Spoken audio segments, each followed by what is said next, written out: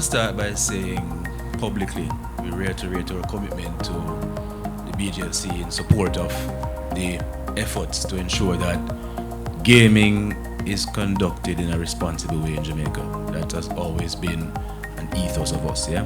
There might be a perception that someone from the media is going to start by defending why advertising is not to be impacted in any way at all.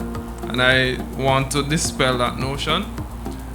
I support the fact that responsible advertising is what we must do, and the messaging that we carry is as important to ensure the credibility of the products that exist.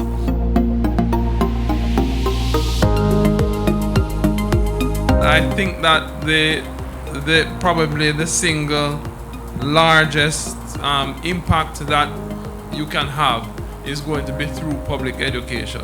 We also support the call for greater public education. I think everybody here collectively can agree with that, and SVL remains committed to supporting that call, and whatever we can do to support the BGLC and Rise Life, as we always do, we will support that.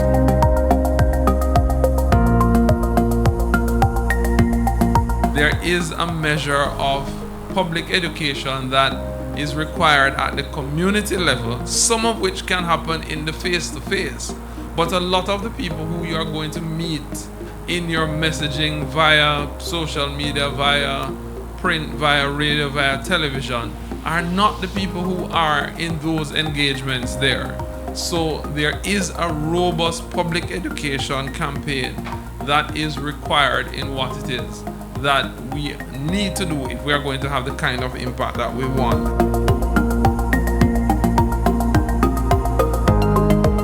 We want to know what the problems are with the advertising locally, because that's how we tackle them.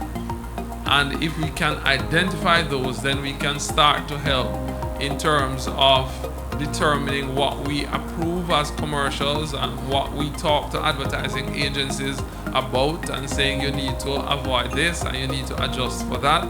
If we can see those things, I think that we can collaborate in an approach that would be far more effective in making this significant step, which I agree we must take.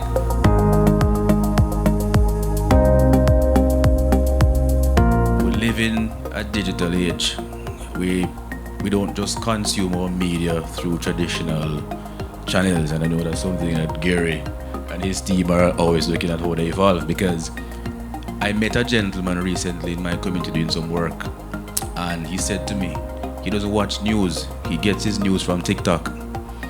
And this gentleman is maybe about 50, 51, and I found it a bit surprising because I thought TikTok was for the younger folks. I'm not even on TikTok. But what that indicated is that there are various other channels outside of the traditional media landscape that we need to be paying attention to. And illegal gaming advertisement, those elements, I've personally seen a lot of that on social media. So the point being made here is, if we're going to be looking at this whole thing, we need to look at it more holistically.